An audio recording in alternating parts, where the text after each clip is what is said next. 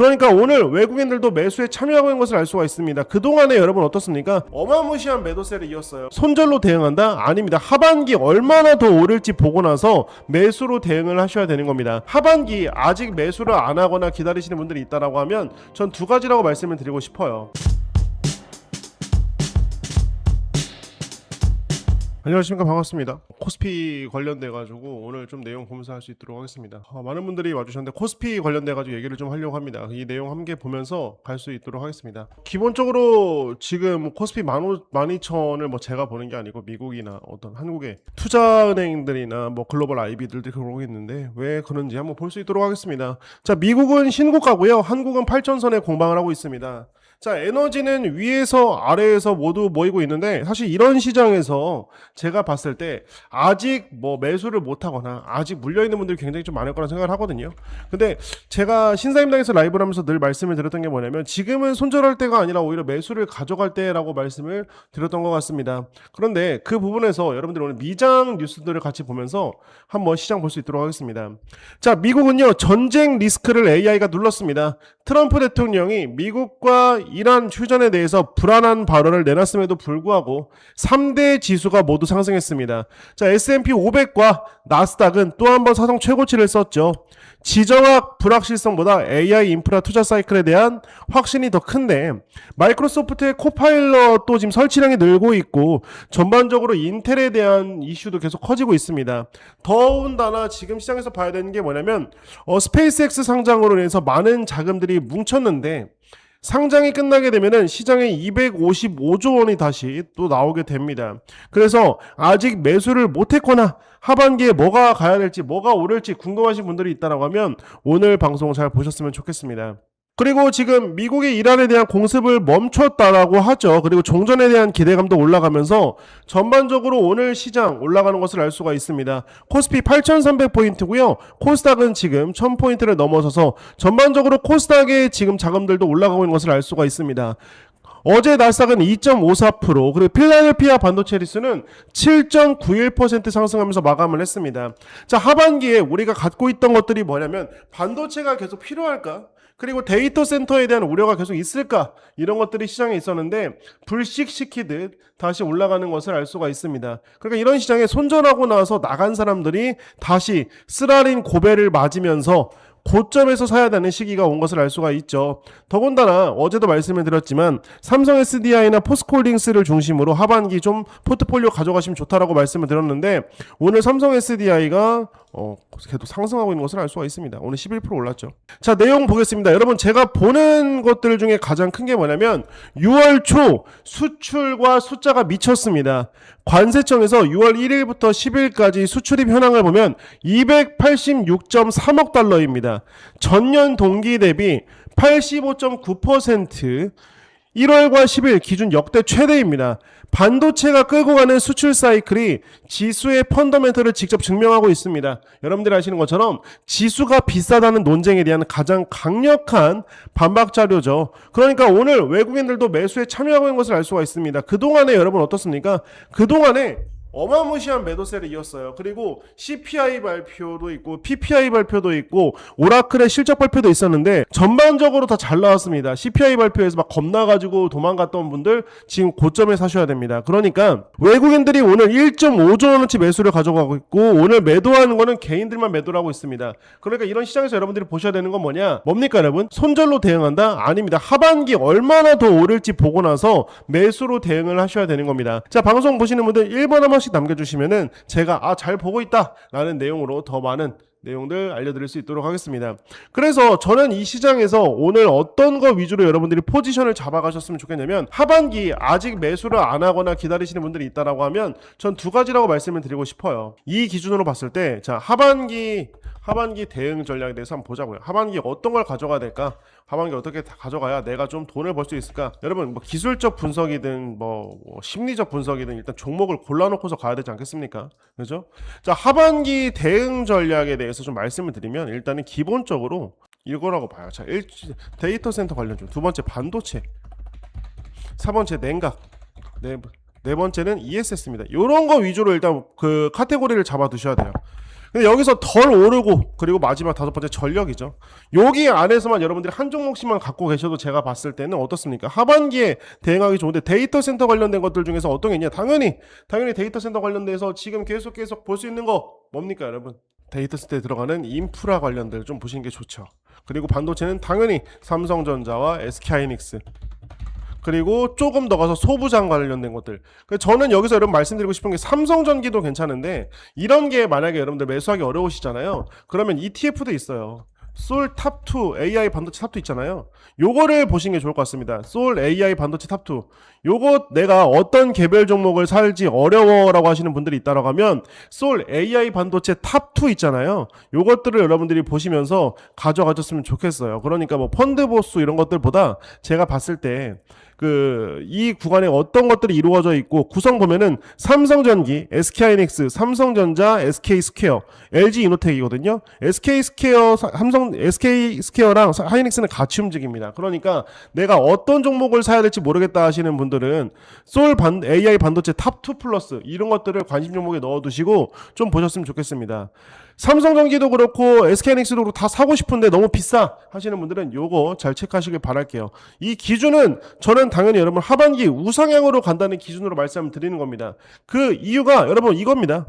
자, 랠리의 주인공은 결국 메모리입니다. 최근 미국 신고가 행진의 엔진은 빅테크가 아니라 메모리 반도체였다는 점이 한국 투자자에게 핵심이죠. 마이크론 여러분 보시면 시총 1조 달러 클럽에 들어갔습니다. 여러분들은 모르시겠지만 아시는 분들도 있을 거예요. 마이크론과 샌디스크가 있는데 마이크론 어떻습니까? 어제도 어마무시하게 상승한 것을 알 수가 있습니다. 지금 995불이 넘어가면서 1000불 가까이 됐거든요. 1000불 가까이 되고 있는데 여기 보시면 어때요 여러분?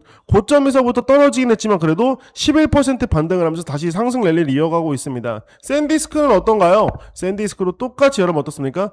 계속해서 고점을 돌파하면서 1881불 어제 14% 올랐습니다. 그러니까 이게 뭐냐면 이번 시장에서 계속 늘어나고 있고 인텔을 봤을 때도 그렇고 우리가 계속 뭡니까 여러분? 지금 반도체 시장이 심상치 않구나. 계속 가는 부분이구나 라고 보시면 될 것 같아요. 그래서 저는 코스피 12000도 우리가 노려볼 수 있다라고 말씀을 드리고 싶습니다. 그래서 지금 보면 메모리 밸류 체인의 동반 급등을 봤을 때 여러분 어떻습니까? 시장은 이제 메모리 반도체에 대해서 우려를 버리고 있고요. 다시금 상승 랠리를 준비를 하고 있습니다. 지금 시장에서 딱 하나만 끝나면 돼요. 뭡니까? 종전에 대한 어떤 서약을 하면 되고요. 두 번째, 다음 주에 있을 FOMC에서 금리 동결에 대한 얘기가 나오면 다시금 시장에 위험 자산이 어마무시하게 투입이 될 겁니다. 그리고 스페이스X 상장이 이루어지고 나면 공모에 참여하지 못한 255조에 대한 금액이 다시 시장에 풀리거든요. 그러니까 미리 준비해 두셔서 좀 매수 가져가셔가지고 하반기 수익 많이 나셨으면 좋겠어요. 그동안에 그럼 많이 눌린 종목들 보시면 되겠죠. 여러분 뭡니까? 당연히 2,000원지 많이 눌렸잖아요. 특히 헝가리 데브레첸에서 양산이 시작이 되고 있고 추락까지 되고 있는 에코프론 여러분 어떻습니까? 고점 대비 30% 넘게 하락을 했습니다. 고점 대비 과대 낙폭된 종목부터 여러분들이 매수를 가져가시면서 좀 보시면 제가 봤을 때 나쁘지 않을 것 같아요. 그러니까 하반기 여러분 포트폴리오에 어떤 게 있어야 되냐?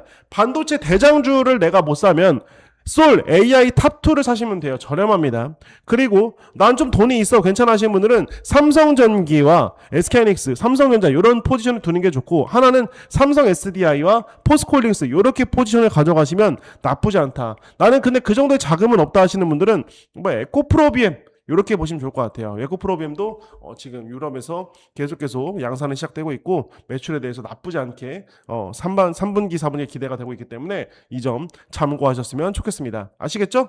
자, 잘 보고 있다 하시면 1번 한 번씩 눌러주시면 좋을 것 같아요. 여러분 제가 드리는 내용들은요 외신 뉴스를 가져와가지고 정리해서 말씀드리는 거거든요. 그러니까 오늘 종목 뭐가 올라요? 이런 것들도 물론 중요하지만 여러분 제가 봤을 때 수익이 났을 때 가장 중요한 것들은 뭡니까 여러분? 스윙 포지션에서 수익이 납니다. 단타로 해봐야 또 시장 안 좋아서 물리면 손절할 겁니까? 쉽지 않죠. 그러니까 주식을 여러분 좀 어떻습니까?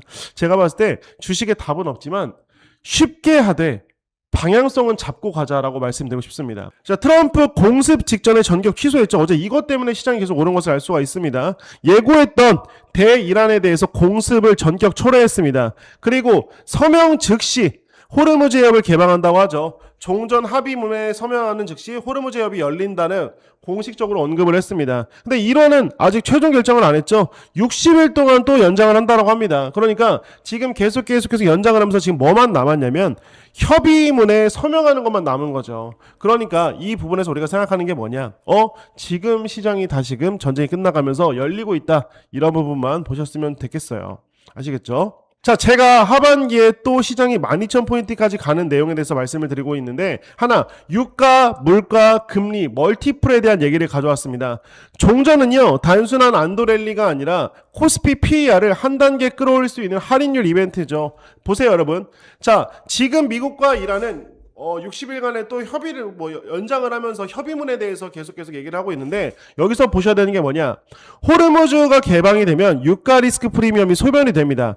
당연히 그러면 유가 하락이 되고 그 다음에 뭡니까? 물가 압력에 대한 완화가 됩니다. 그러면 CPI 부담이 둔화가 되면서 금리 인하 여력이 올라가거든요. 그러니까 지금 시장이 기대라는 건 연내 1회 정도 금리 인하를 할 수 있겠다 생각을 했는데 어떻습니까? 전쟁으로 인해서 이번 연도에 금리 인상만 안 하더라도 나이스라는 포지션이 나왔습니다. 그런데 결국에는 호르무즈가 개방이 되면은 여러분 아시겠지만 이거 보시면 돼요. 지금 종전 기대감이 계속해서 올라가면서 유가가 84불까지 내려갔죠. 뭡니까? 호르무즈 해협이 개방이 될 수도 있다. 이런 쪽으로 가면서 계속 유가가 하락하는 것을 알 수가 있습니다. 그렇게 되면 우리는 당연히 CPI 부담에 대한 둔화가 되겠죠. 이번에도 여러분 CPI가 4.2가 나왔거든요. 근데 이게 면장으로 봤을 때는 되게 높은 수치이지만 봤을 때는 에너지만 높았고 코어, 근원 같은 경우는 2.9가 나왔단 말이에요. 에너지를 제외한 다른 부분은 굉장히 좀 나이스하게 흘러가고 있다. 그래서 왜 한국이 최대 수혜냐면요. 우리는 원유 100% 수입국입니다. 그리고 유가빨 물가 안정이 되면 환율이 안정하게 되고 외국인 수급의 복원에 연결고리가 만들어집니다. 지금 외국인들이 우리나라에서 떠나는 이유가 뭡니까? 여러분 원달러 환율이 너무 높아요. 원달러 환율이 1,500원이 이제 뉴 노멀로 가고 있는데 지금 이게 여러분 왜 그러냐면 결국에는 뭡니까? 호르무즈 해협이 지금 계속 막혀 있다 보니까 물가가 높을 수밖에 없어요. 해협이 개방이 되면 여러분 어떻습니까? 지속적으로 유가빨 물가가 안정이 되면서 그 다음에 여러분 어떻습니까? 환율이 안정이 되거든요. 그러니까 그럼에도 불구하고 지금 1,521원이면 제가 봤을 때 잘 맞고 있다고 하는데 이번에 미국과 이란의 이런 협의문 작성이 지나게 되면 제가 봤을 때 1,450원까지도 하락하지 않을까 말씀을 드리고 싶습니다. 그러면 금리 경로에 대한 시나리오를 제가 준비를 해왔는데요. 시장 컨센서스는 연준이 2026년 기준금리를 3회 이나의 상단 3.25%까지 낮추는 경로, 그리고 유가가 꺾이면 이 경로의 신뢰도가 올라가고요. 이는 곧바로 성장주 반도체 멀티플 확장으로 연결됩니다. 그러니까 지금 여러분 준비하셔야 돼요. 아직 미국과 이란의 협의문이 사인이 안 됐죠. 사인이 안 됐을 때 과대 낙폭된 종목들을 여러분들이 잘 체크를 해두시고 그리고 사인이 되면 여러분 어떻습니까? 다시금 성장주와 그동안에 눌려있던 반도체 소부장, 반도체 대장주들 다시금 올라갑니다. 그러면서 코스피가 다시 뛰어가는 거죠. 그러니까 지금 제가 말씀드리는 내용들이 뭐냐. 2월 28일부터 지금까지 전쟁은 끝나지 않았습니다. 호르무즈 해협 막혀 있었어요. 그럼에도 불구하고 원달러 환율 1,521원이면 여러분 잘 맞고 있던 거거든요. 그나마. 근데 이게 호르무즈 해협이 열리고 다시 유가빨 하락이 이어지게 되면 CPI도 그렇고 모든 게 안정화가 되죠. 미국에서는 금리 인하를 할 수도 있다라는 기조로 가게 되고 그 유가빨로 인해서 올랐던 우리나라에 어떻습니까? 지금 물가든지 어떠한 우리를 막고 있던 원달러 환율들이 다시 내려가면서 2차 상승 랠리가 저는 이어질 거라고 말씀을 드리고 싶어요. 우리는 흔히 이런 거를 페이즈 2라고 하거든요.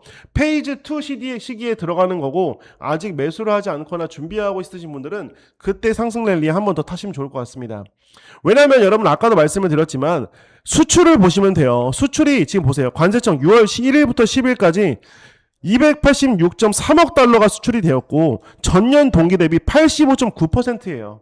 그러니까 아직 이런 것들이 주가에 녹아들지 않았던 겁니다. 어디? 삼성전자와 SK하이닉스에 녹아들지 않은 거예요. 왜 그럴까요? 원달러 환율이 높고요. 미국과 이란의 그리고 전쟁 때문에 불확실성이 유지가 되고 플러스 뭡니까 여러분?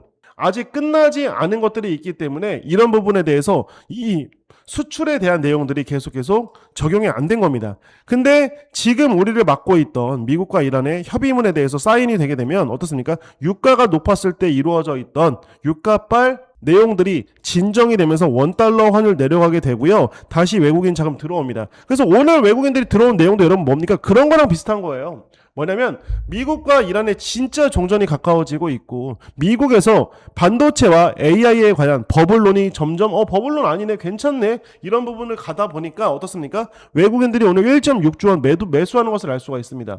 무려 20일 동안 외국인들이 계속 매도를 했었습니다. 그동안에 왜 그럴까요? CPI와 PPI 그리고 오라클의 실적 발표가 있었기 때문에. 근데 모든 게 끝나고 시장을 보고 나다 보니까 여러분 어떻습니까? 다시금 안정화가 되고 있죠. 그러니까 지금 코스피 8300포인트는 제가 봤을 때 뭐라고 말씀드리고 싶냐면 2차로 올라가기 위한 지지 구간이다. 그렇게 말씀을 좀 드리고 싶어요. 그러니까 하반기에 상승 랠리가 어떤 거 살지 모르겠다 하시는 분들은 그동안에 과대 낙폭된 게 뭔지를 보시면 좋을 것 같습니다. 그동안에 우리를 억누르고 우리를 힘들게 했던 부분들이 해결이 된다라고 보시면 될 것 같아요. 이게 코스피거든요.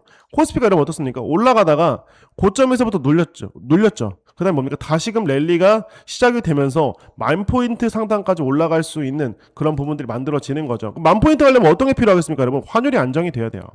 환율이 안정화가 되고 반도체에 대한 수출이 계속 이어져야 되는데 지금 반도체 1일부터 10일까지 수출 내용을 봤을 때 굉장히 좋음에도 불구하고 이게 주가에 녹아들지 않았다.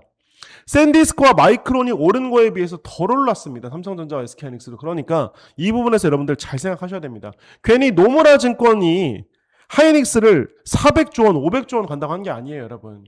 그동안에 하이닉스와 삼성전자의 주가 오르는 것을 막고 있던 게 미국과 이란의 전쟁과 AI 버블론이었는데 이게 실물로 드러나면서 여러분 어떻습니까? 다시금 랠리가 시작되기 전에 재충전하는 시기라고 보시면 될 것 같습니다. 그래서 10,000포인트, 그 다음에 12,000포인트거든요. 여기 때까지 여러분 제가 봤을 때는 수요의 지금 공급을 봤을 때 계속 갈 수 있을 거라고 보고 있습니다. 왜? 심지어 하이닉스 같은 경우 여러분 어떻습니까?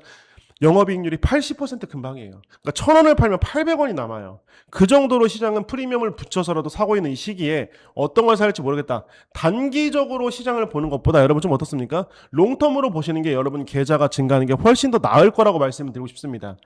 저는 매일 이런 내용을요 3시 반에 네모경제에서 여러분들께 말씀을 드리고 있거든요. 그러니까 여러분 뭡니까? 2차전지에 대한 내용, 미래 매크로에 대한 내용, 반도체에 대한 내용이 궁금하시다고 하면 이 방송이 종료된 후에 네모경제 유튜브에 네모경제 오시면 제가 여러분 어떻습니까? 매일 오후 3시 반에 라이브를 하니까 오셔가지고 꼭 보셨으면 좋겠습니다. 자, 정리하면 지금 코스피를 그동안 억눌렀던 미국과 이란의 전쟁으로 인해서 눌렀던 것들이 이제 해결이 되고 있습니다. 그리고 그 합의문이 작성이 되면 원달러 환율이 계속 올랐던 이유가 뭡니까? 여러분 유가가 지금 계속 높았잖아요. 그리고 호르무즈 해협이 개방이 안 되면서 여러분 어떻습니까? 비추규들이 바닥나고 있고 유가빨 원달러 환율이 올라갔고 이런 것들이 있었는데 이제 그 부분들이 해결이 되면 다시금 자금들이 들어오고 두 번째는 뭐냐? 스페이스X가 상장이 되고 나면 255조 원이 다시 현금이 다시 들어옵니다. 그 자금들이 시장에 다시 유입이 되게 되면 계속 올라갈 수가 있죠. 그리고 하이닉스 같은 경우는 호재가 있는 게 8월 달에 미국의 ADR이 상장을 하죠. 그럼 미국에서 직투가 가능해집니다. 그러니까 SK하이닉스가 지금 비싸다라고 생각하시는 분들 그 부분을 잘 생각을 해보셔야 돼요.